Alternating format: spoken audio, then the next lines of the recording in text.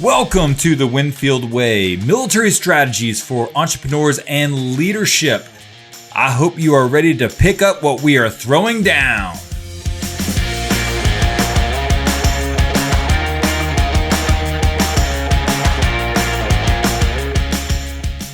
Mike was our 13th Master Chief Petty Officer of the Navy. I'm going to have to ask you, how did you feel about being the 13th one? And now is currently the Executive Director of our Navy League.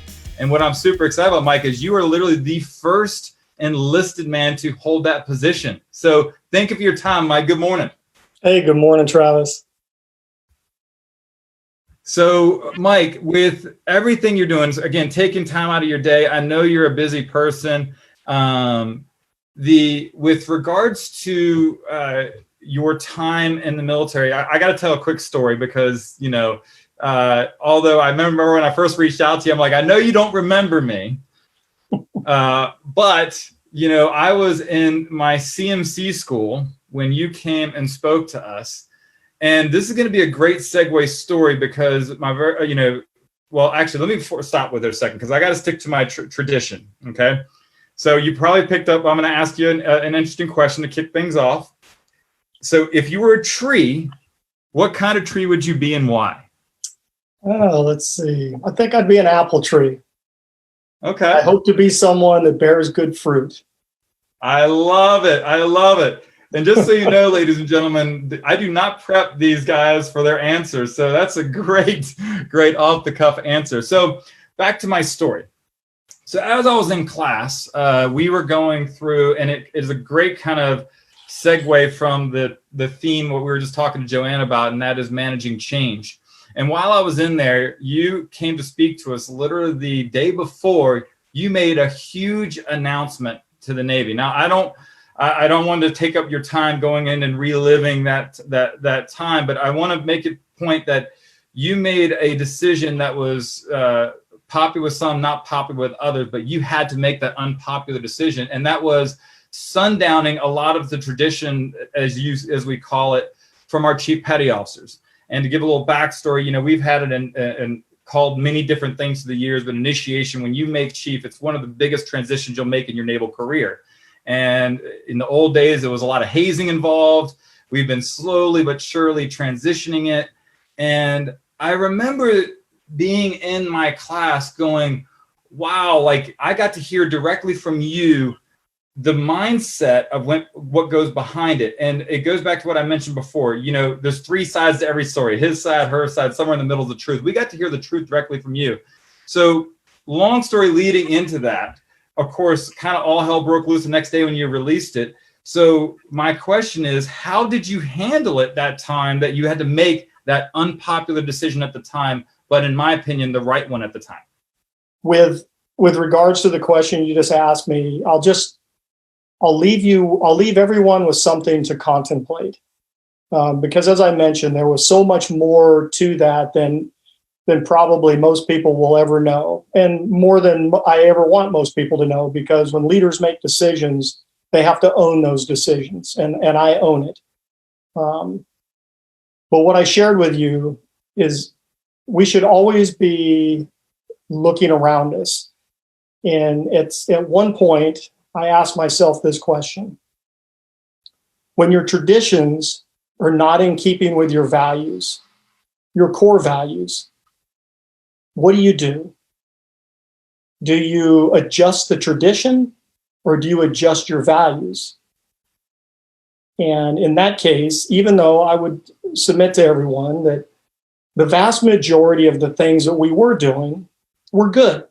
They were developing sailors into becoming good chief petty officers and leaders and all the things that you want that season to do. But there were also some things that we were doing that weren't good.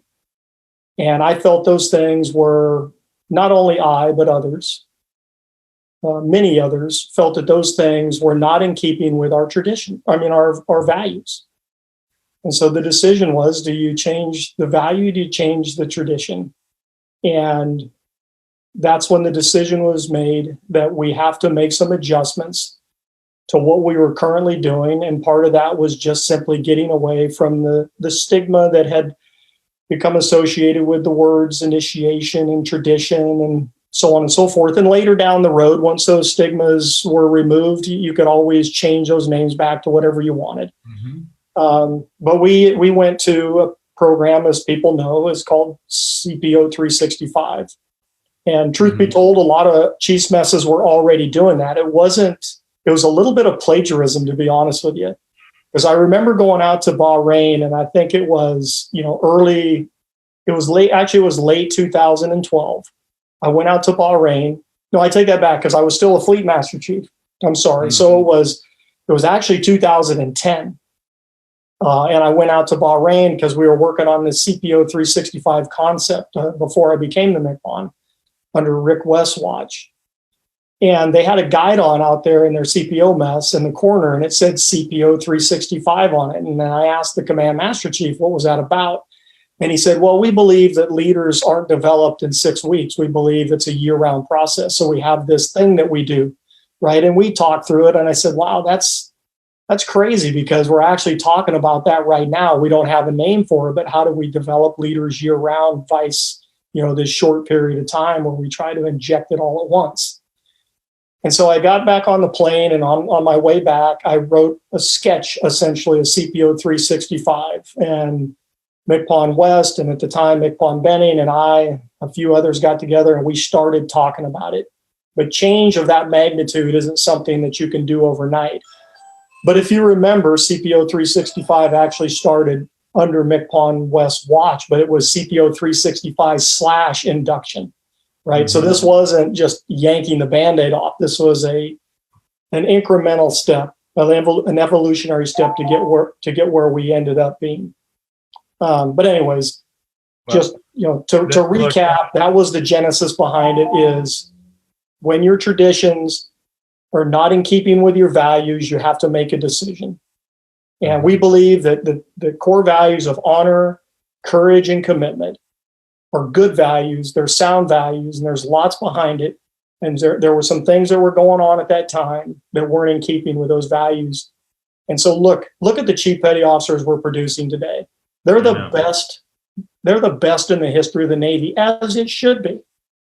And those chief petty officers should be using what they're learning to develop the next generation of chief petty officer. And I'm convinced that the Navy has always gotten better, will always continue to get better. And the young men and women that are raising their right hand, signing up to serve today, are bar none the best citizens that our country has, and they're producing the best sailors that we've ever had. Absolutely, man. Well, Mike, I couldn't agree with you more. And what you just said hit it right on the head. Sometimes in any organization, you have to shrink to grow. And look what we're at today. It's just grown to an amazing process. And making that unpopular decision had to realize, people have realized that, holy crap, maybe he knew what he was doing there. So that's great. So thanks for doing that and being our leader through that time. So that being said, I don't want to take anything else away from you, Mike. I know you have a great topic that you want to talk to. Specifically, this is about leading yourself, and that can be a challenge all its own. So what I'd like to do now is we're going to shift gears a little bit for everybody who's watching. You're going to have to stop staring at my ugly mug, and I'm going to turn the table over to Mike.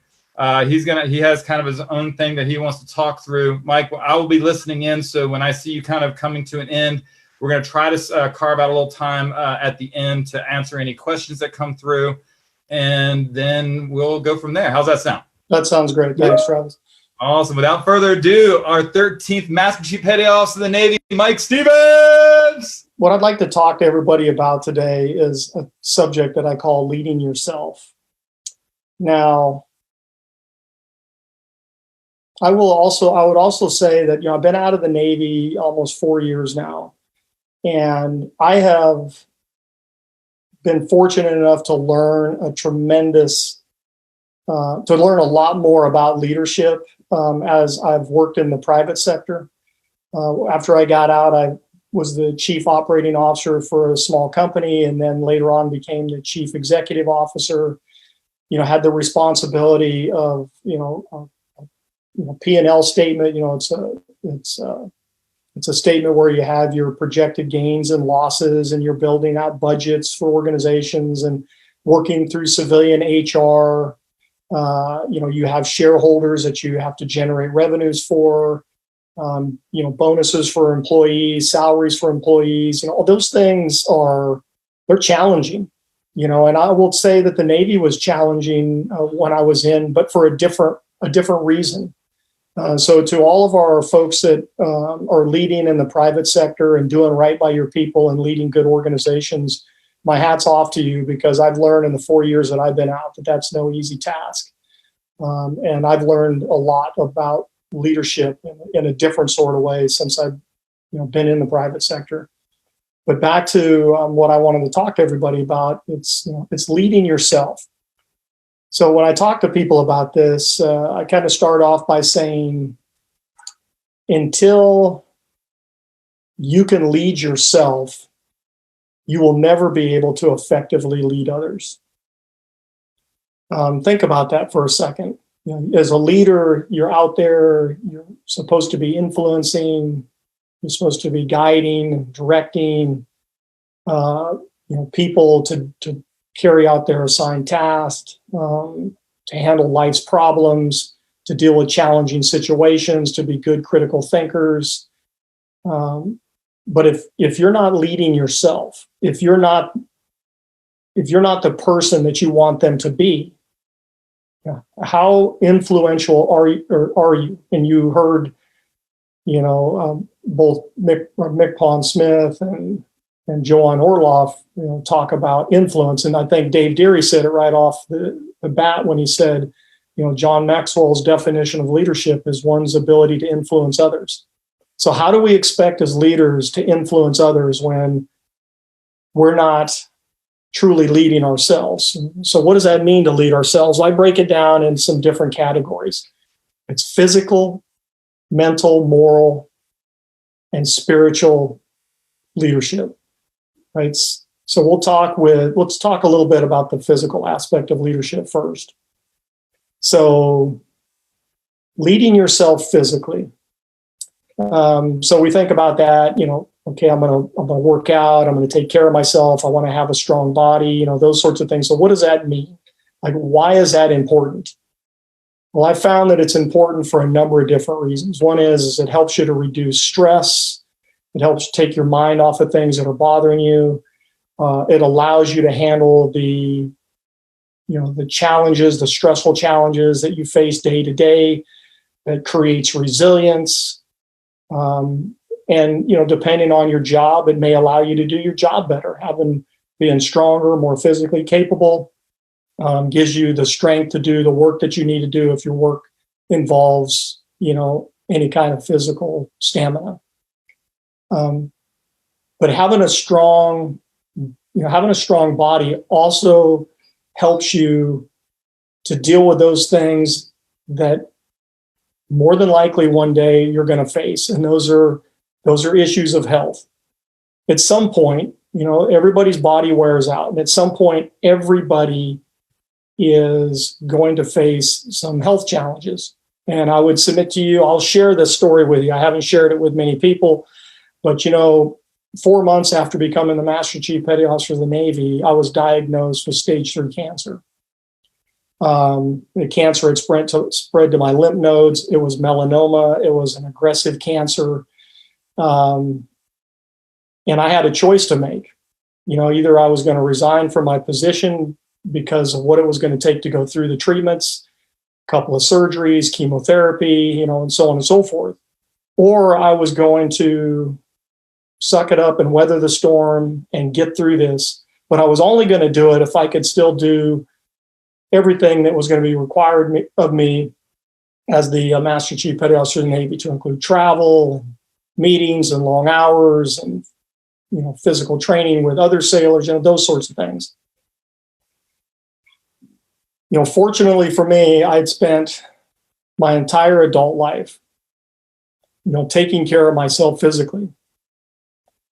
So I felt like I had the physical reserves. I had the reserve tank to be able to tap into, to be able to continue to serve and to get through this cancer treatment. But I will tell you that it took every ounce of my reserves to be able to do that. But then ultimately, it took about 9 months of treatment. before I went into remission and I was able to resume my duties, what I would consider to be more normal.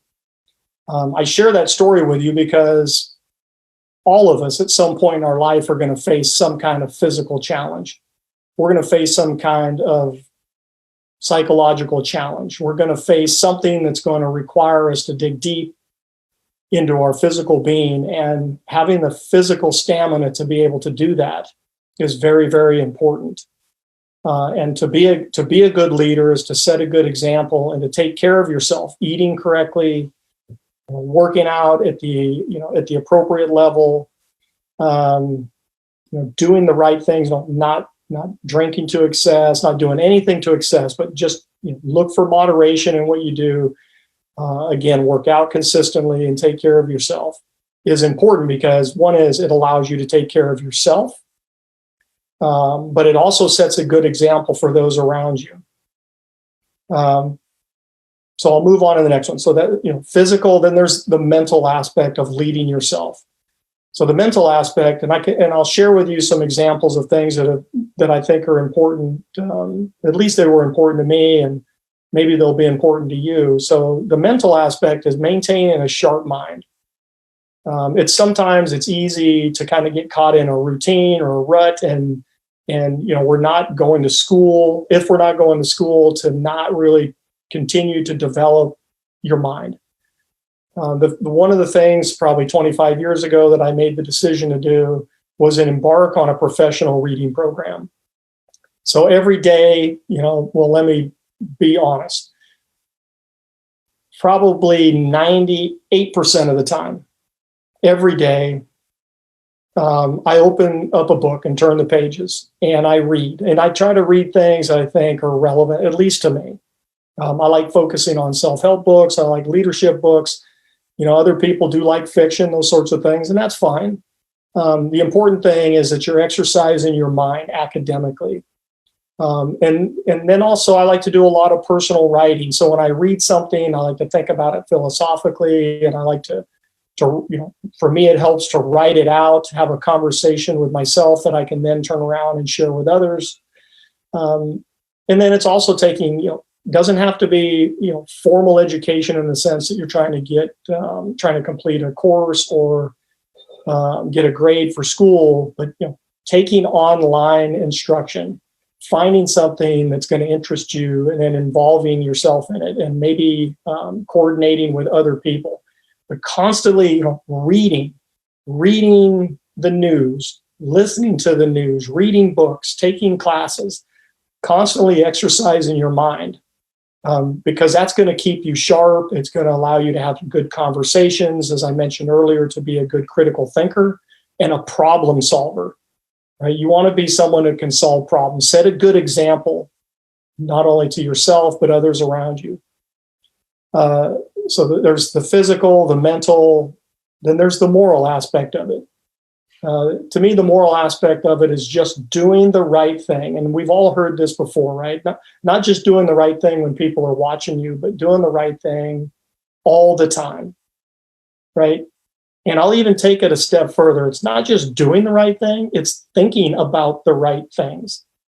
It's keeping your mind healthy, your moral mind healthy. It's setting a good example. It's doing what's right. It's not engaging in meaningless conversation about talking about somebody. It's not about being a gossiper. It's not about making inappropriate comments. It's not doing something that you shouldn't be doing. It's always about doing the right thing, being virtuous, right? Being a person of high moral character.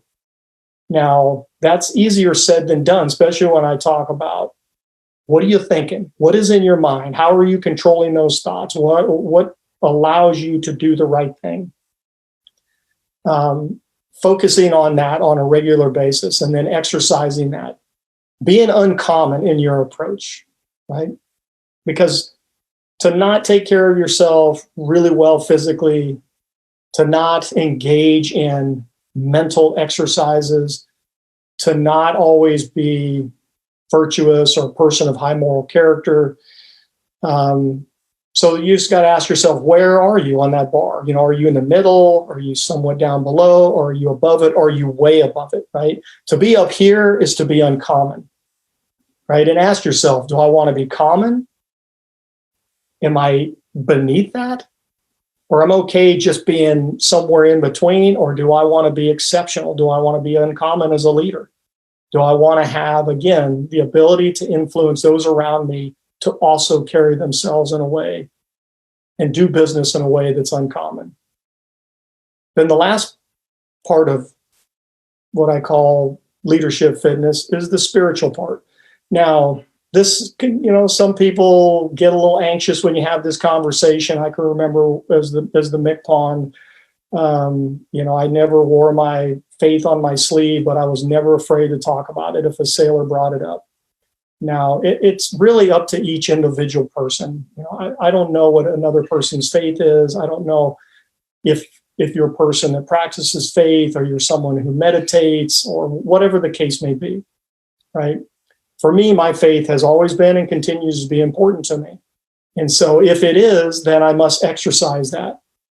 I must study, I must understand, I must be around other people that I can have conversations with my faith about, because it's something that rests deep inside me.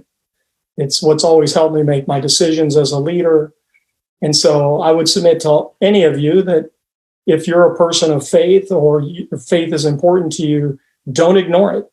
You have to treat it like the other three aspects of leading yourself.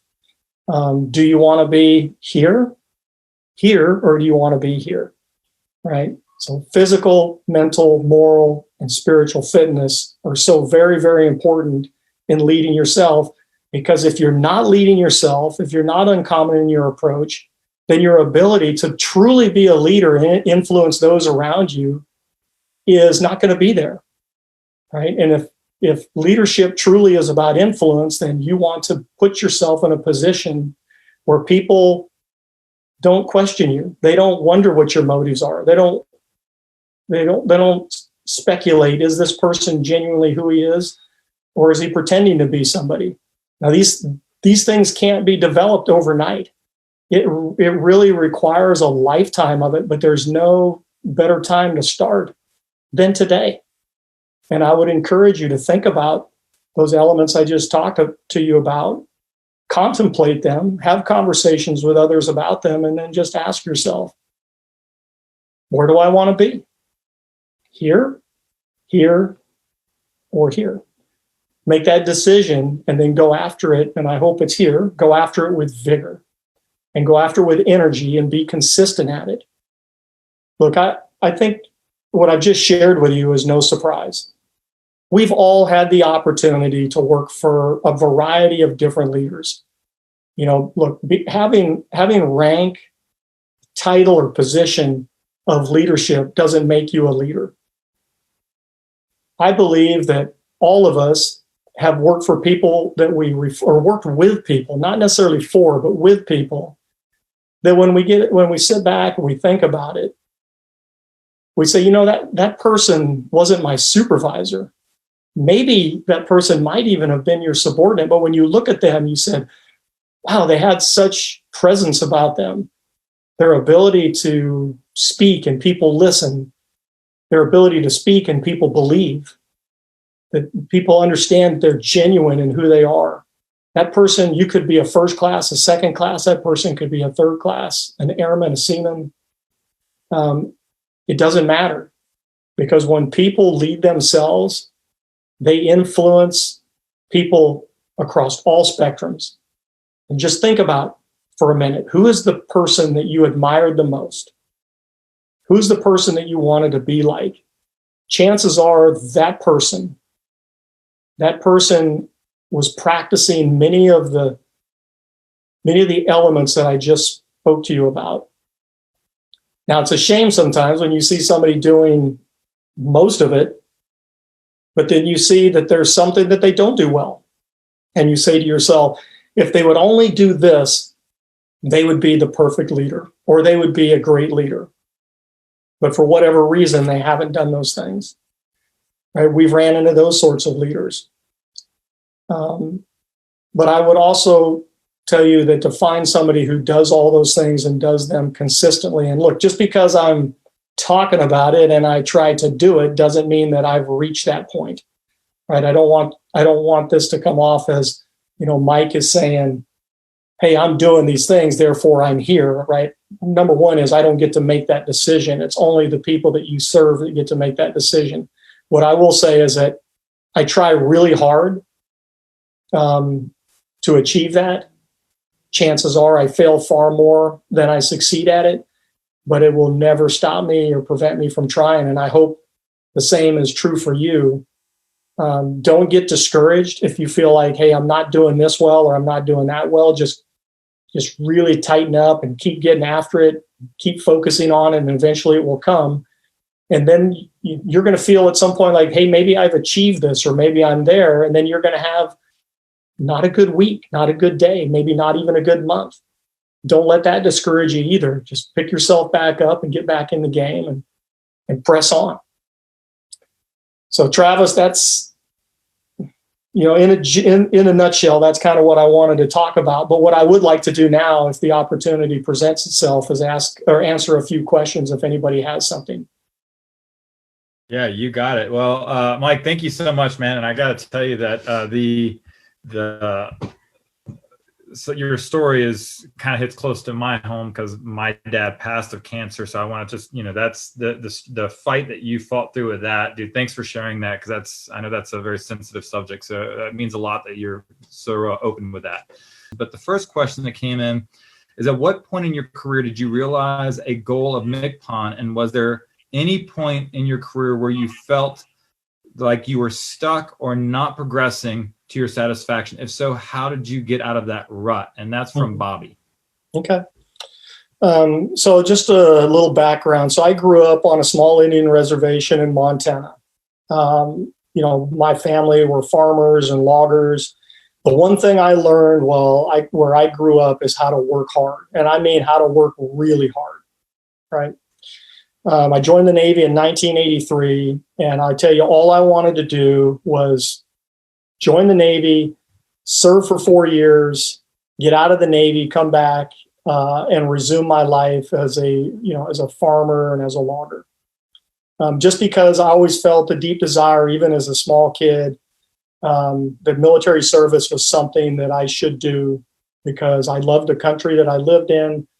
I had a great family, was strong. We didn't have much, but what we did have was an appreciation for this country. And so I did. I joined the Navy. I served 4 years. I don't know how I ended up as an aviation structural mechanic because I'd never even seen an airplane prior to that, but I guess working on tractors and working on helicopters are similar. So anyways, I got out after my first 4 years.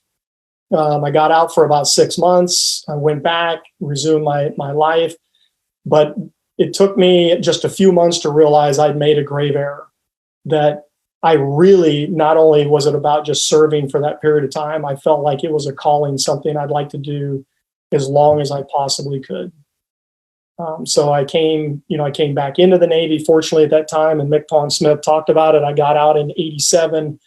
The Navy was really building up over 600 ships and nearly 600,000 sailors, and so the opportunity for me to come back in was there, and so I did.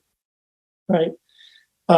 Let me be clear: never once in my life did I ever think about becoming the Master Chief Petty Officer of the Navy. I could remember making first class. I was like, woohoo! Now I can do 20 years. That was like a big goal of mine, to be able to get enough, to be able to become a first class, get past the whole high year tenure thing, and at least be able to do 20 years and possibly retire, right? The other thing that I've learned is nobody, and I repeat, nobody can plan for it, right? There's too many things that are not within your control. All you can plan for is to work hard, stay out of trouble, be a good and decent person every single day, do right by your shipmates, and many of those chips will fall where they may. You can't control always where you get orders to. You can't control who you work for. You can't control who works for you. You can only control your environment, right? Do the very best you can, right? And sometimes it's going to work out to your benefit, and sometimes it's going to be more challenging, right? But the grass will always be as green as you want it to be. So number one is never deserved it, never expected it, still don't feel like I ever deserved it. I was just fortunate. I would even say I was blessed to have the opportunity to work for the right people at the right time, right? To have a boss that had bosses that had a lot of faith in me, positioned me correctly. And eventually one day, Teresa and I were actually getting ready to retire. Speaking of Teresa, hold on, Travis. Teresa doesn't know I'm here. She brought me in a sandwich. Thank you, Teresa. Okay, thank you, honey. So back where I was at. So Teresa and I were getting ready to retire. I had 29 years in. I was serving as the Fleet Master Chief of Fleet Forces Command. I really didn't see, this coming. And all of a sudden, McPon West puts in his retirement papers. I guess I should have been thinking that he was close to 4 years at the time, which I wasn't. And, Admiral Harvey approached me and said, hey, I'd like to put you in for McPon. What do you think? And I said, well, I think Teresa and I sold our house. We've got an RV. We've got a truck. We're getting ready to go, travel the world, right? And he says, well, that's not what I'm asking you. What do you think? And I said, I think it'd be an honor to have the opportunity and a relief not to, right? Because I was under no illusion. I saw what McPon West went through, and I saw the strain and the stress and the challenges of the job. But ultimately, if a 4-star admiral says, hey, I'm putting you in for something, you go back and talk to your wife and you make preparations because you're going to serve, if the opportunity happens, right? Because there's so many tremendous people out there and all the talent that is also, had their bosses had put their applications in for them as well. So I guess, in the end, it worked out okay for me. And I had the opportunity to serve as the 13th Master Chief Petty Officer of the Navy. But I say this with all sincerity, never one day that I ever felt like I deserved it. I mean, I've served around some tremendous people, much more capable than me. I went to every, as the MCPON, I went to Dover to participate in the distinguished transfer of remains of every sailor that came back from overseas. And I met with their families, and I often said to myself, no, those are the people that deserve it, right? Because they made the true sacrifice. Mm-hmm. And so when you know that when you're supposed to represent the entire enlisted force for people like that, right? That's a tall order. So all you can do is do your best. But never thought I deserve it. I wouldn't say that I ever felt like I was stuck somewhere in my career. Not because of anything I did. I mean, opportunities presented themselves, and I just did my best to seize the opportunity and do everything I could. There were times when I got orders or I went to places that I thought, oh, this will probably be it for me, but one thing led to another, and I just stayed positive and focused, and it worked itself out in the end. I'm not sure if anything I just said makes sense, but I wanted to share it with you. That's awesome. That's awesome, Mike. Well, it's a common theme, and that's you've heard me say this a couple of times, is just the humble mentality. When you get to a certain level, there's a certain common theme, and that's being humble with where you've gotten and what you've done. Travis, I'm going to interrupt you. Most of the time I wasn't at the Pentagon. I would be out, spending time with the fleet. But I share this with everybody that's watching. And I say this with 100%. I would never be disingenuous with you. So trust me, this is the truth. I used to park, same place McPon Smith parked. It's in the mall parking. I think it was spot 64. And it's pretty close to it's the backside of the Pentagon. You pull up, you're pretty close there. I'd pull in early in the morning, and I would sit in my vehicle and I would look at that building. And not one day went by that I wasn't grateful to have the opportunity to go to work in that building and to represent the men and women that serve in our great Navy. I never, ever took it. I never took advantage of it. I never took it as it was something that I was supposed to have. Every time I parked there and I looked at that building, I made my preparations to go in there. I said to myself, number one, you don't deserve this. Number two, you've been afforded the opportunity. And number three, darn it, you better make the best of that opportunity. And that was the mentality. I went in there every single day for 4 years. That's awesome. That's awesome, Mike. Well, I think, again, everything that you're offering, I think resonates with, the true leader that you've been in our military. So I want to throw in a question here from somebody you might know as well, Mr. Scott Benning. Oh, yes. We'll have the pleasure of hearing from tomorrow. He wants to ask about, this is your current role as the director of the Navy League, what is the status of the virtual Air and Sea Space Symposium that your team is hosting? And I mean, you talked about that briefly, so I think this people who follow it's a good way to get that out and how you're adapting to the current environment. Look, one thing I like about working in a 501c3, I don't say for-profit or nonprofit because there's no such thing. They're both businesses.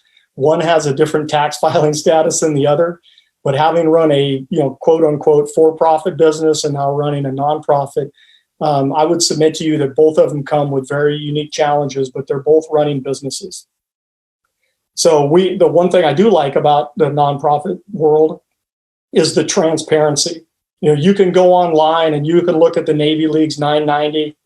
You could see how much money the Navy League generates, what our tax filing status is, so on and so forth. So the Navy League has, and I'm going to get to Scott's question, but I just want to lay a little bit of a foundation, right? So the Navy League has two elements. I'm the CEO of a building, which is the for-profit side, right?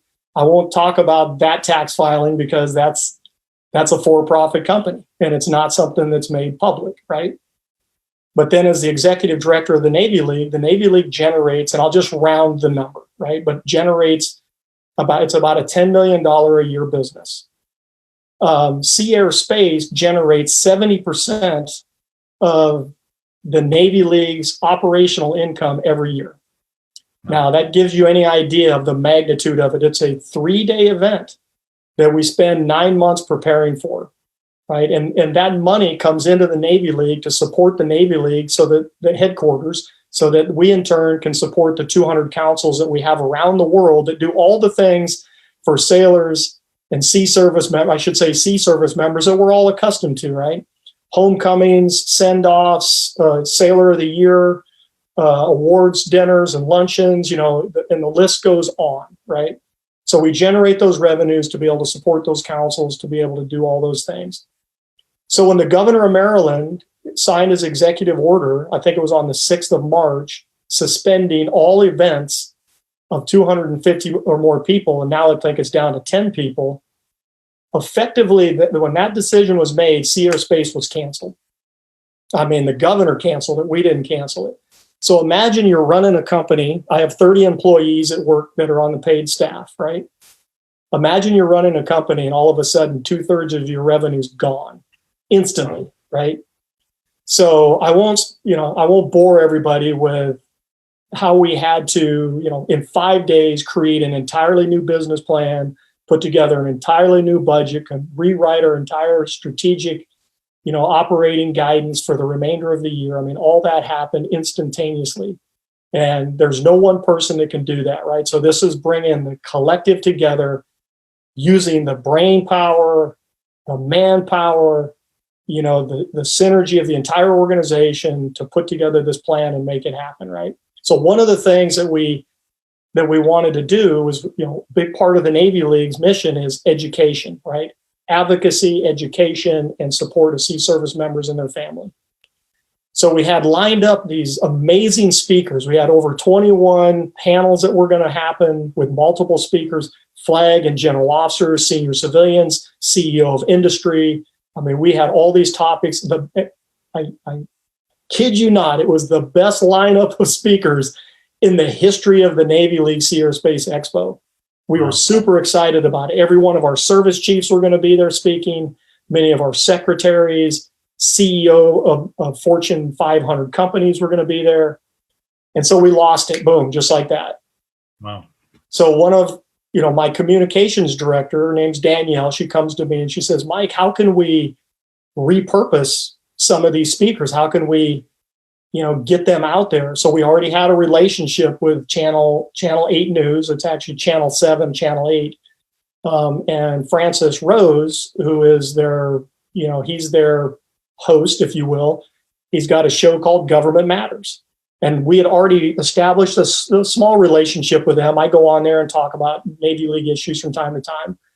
So working with his team, working with our team, and using technology, we were able to put together what we call virtual sea air space.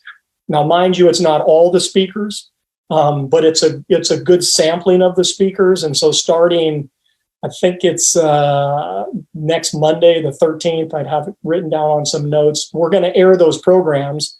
They'll be on Facebook. They'll be, probably on LinkedIn, but they're going to be around the greater DMV, DC, Virginia, Maryland area. And a couple million people will get to watch them. So Scott, thanks for asking the question. Really appreciate it.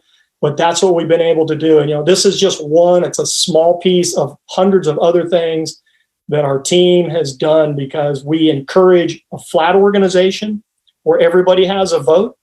We really encourage innovation and thinking out of the box, and there's nobody's idea doesn't get looked at and reviewed. And this is one of dozens of examples of things that our team has done to continue to make the Navy League relevant, to keep the business up and running. And oh, by the way, the thing I'm most proud about is that through this process, we didn't lay off a single employee. So, that's not easy in this environment. As everyone knows, if you're in the private sector, most companies are taking some kind of hit, especially companies that do things like we're doing, where we have this big exposition that we put on. But thanks to a terrific board that we have, great employees, and then just bringing all that together and figuring ways through this, we were able to accomplish that. I'm talking about the Navy League, but I hope people are relating this to things that they're doing in their life, right? And other businesses.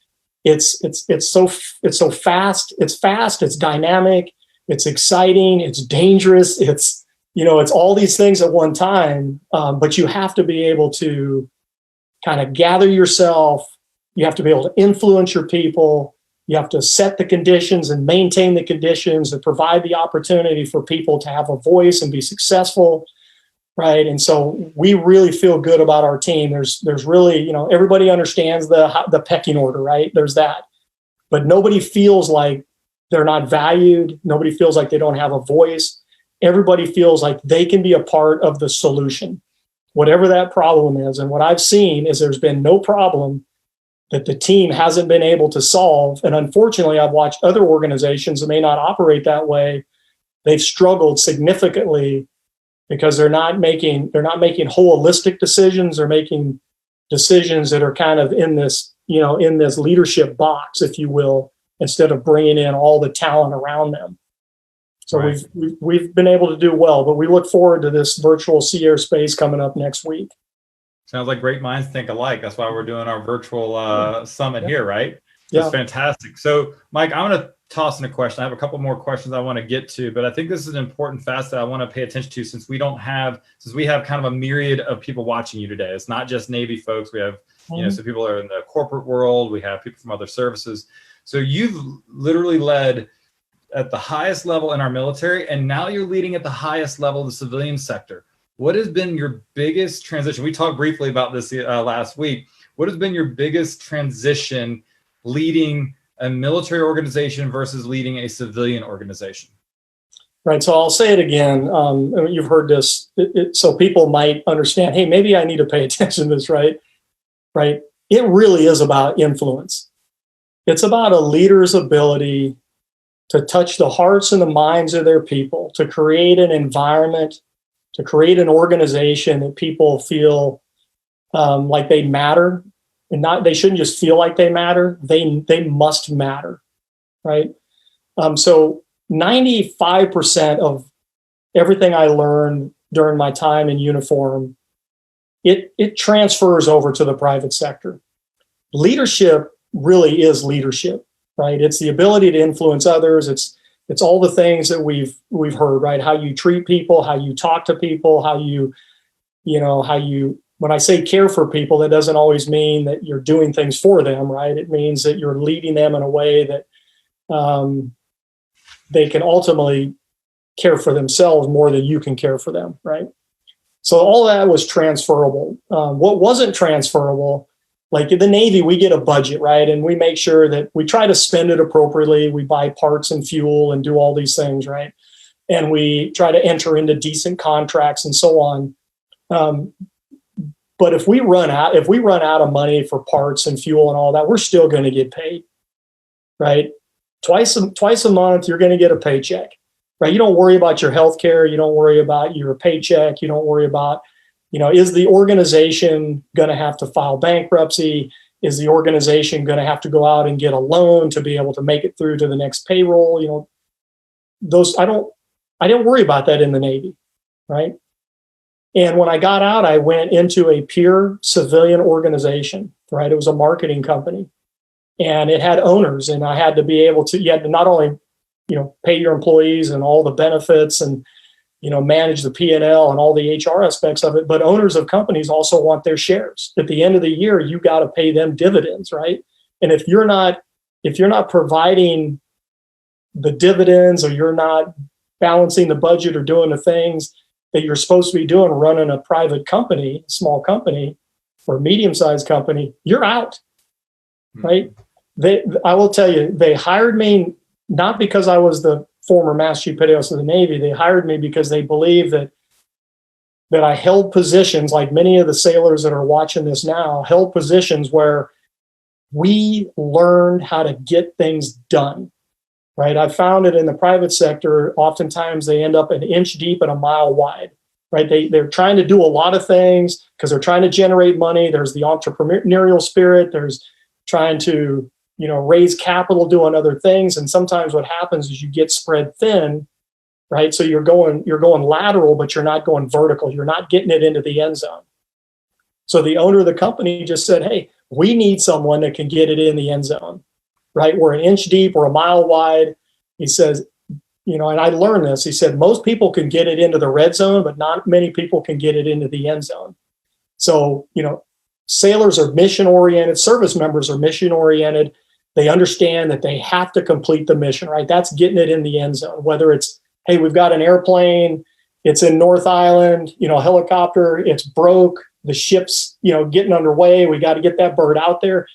But we're going to get it out there. The bird can't stay back. We're going to figure it out, right? That's how we learn to get things done. So that's the reason they brought me over. Now, I had no practical business experience, right? I don't have an MBA, right? And so when I got there, I realized, wow, I can lead people, right? I'm building a pretty good team. People trust me. They're listening to me. We're getting things done. But now I got to figure out I got to get with my CPAs. I got to get with my controllers. I got to, get with our folks to learn how to run the business. So for me, that was like going to night school, right? And I say that I got my MBA through the School of Hard Knocks because I didn't want to fail, right? I wanted this company to know, hey, you can go out there and hire an enlisted service member, that has some business experience, bring them in, and what they don't know, they're going to learn it really, really fast, right? Because we do have the ability to do that too, right? So in that 2.5 years that I was running, almost 3 years, I should say, running that company as a COO and CEO, it was practical leadership experience, learning new things, coupling those together, which ultimately, provided me an opportunity now to, run the Navy League of the United States. Now, coming out of the Navy, I don't think I could have stepped into the role I'm in right now because it just requires too much business understanding. And that's not something, and not just, business understanding from an academic point of view, but from a practical point of view. But when they ultimately offered the position to me, I felt very confident in the ability to do that. And every sailor that's watching this now should feel the same way, right? You're going to learn so much in what you're doing right now, but also, phone's ringing, but also don't forget, that mental fitness aspect that I mentioned to you, right? Learn as much as you can now, develop those critical thinking skills, right? So that when you get it, when and if you get out, you can go acquire some of those skills through, hands-on. And what you'll find yourself doing is rapidly accelerating beyond your civilian peers, because you have the leadership, you have the operational understanding, you become a quick learner, right? You've developed these attributes because you've got a good study program. You're going to couple those together, and within weeks or months, you're going to find yourself like up here, right? And Travis, there was a master chief out in San Diego when I was at this company that said, Mike, I'm getting ready to retire. What should I do? And I said, hey, listen, you're a command master chief. You're an HR professional. Get your SHRM certification, right, which is what they want in the private sector. Get a job. I don't care if it's $60,000 a year as a master chief. That's not beneath you. Just get your foot in the door, right? And I guarantee you in 6 months, you'll be making six figures, right? And he did. He went and got his SHRM certification. He went and got a middle level HR job with the company, right? But they quickly recognized who this guy was and what capabilities he had. And within 6 months, he went from 60,000 to six figures. I love it. I love it. Well, Mike, that's a great insight, because again, we have a kind of a mixed audience. I appreciate that. So that being said, we're always trying to strive to learn. And I know you're a big person of self-education, right? So a question that we've been asked a couple of times, the one from our live audience is Jason Dupree. What's up, Jason? He asked, being an avid reader, and another person asked, so I'm kind of combining this question with a couple other people. What is your number one book that you would recommend for leadership? So I'm glad the question was asked, because I was going to bring it up anyways, right? So I actually pulled them, my bookshelf is over here, but I pulled a couple books off. So Scott and I are both readers. Scott Benning, who I think is still there, we're both avid readers, and he's also a fan of John Maxwell. So I'm going to hold this book up right here. Right. I don't know. Can you read it? Irrefutable Laws of Leadership. Right. So John Maxwell, 21 Irrefutable Laws of Leadership, in my opinion, is one of the best leadership books, all around leadership books ever written. Right. There's only one. I'm going to hold up another book here, I think is the only book that can hold a candle to this book. Now, John Maxwell has a lot of books out there, and I've read most of them. Right. But I would submit to you that they're all kind of a spin off of this. Right. Like he'll take a section of this book and he'll write a whole nother book. Right. And so, look, John Maxwell, I don't work for John Maxwell. Right. He's not paying me to put this up there. But there's not a person that's watching right now that if they get this book and they read this book will not be better off for having had the experience. I promise you that. And then the other book I only brought up two, Travis. So this one's a classic, right? So this is Dale Carnegie, How to Win Friends and Influence People, right? When you talk about just learning how to be a good and decent person, how to work well with other people, how to influence people. I mean, Dale Carnegie was born in the 1800s, and this book was written, I think, in the 30s, right? But it's timeless. Like you can read this book and think it was written yesterday. The insight that he had, back when he wrote this book. So these two books right here. Yeah, and I got to tell you that Dale Carnegie book, I'm sure you know that they actually have updated that, and they said how to win friends and influence people in the digital age. Right. So they have done a refresh on it, which is really cool when you can take those perspectives, like you said, so long ago, and apply them to today's world, because it really hasn't changed. So I've had this book right here for about 15 years. Wow. And the one thing I do is I reread it every year. Right. Not because I can't remember what's in it, but because I feel that it's that important to refresh myself, because what this book really talks about is how to treat people. I love it. How to communicate with people. Right. And really talks about, Dale Carnegie drives it home. Is there, there's that saying, we've probably all heard it before. People don't care how much you know until they know how much you care. Right. And people are not so much interested in you as they are interested in what is it that you can talk to me about that will help me, right? And he really drives that home, and learning how to communicate with your people in a way that they benefit from it, right? Doesn't make me feel good that I'm talking to you about me, right? If you're going to talk about yourself, tell a story, right? Give them something that they can relate to. right? Oh, so this happened to you, right? But ultimately, whatever you're talking to them about needs to connect to them, right? Otherwise, you're just promoting yourself. And if I've done any of that today, I apologize. That's not my intent.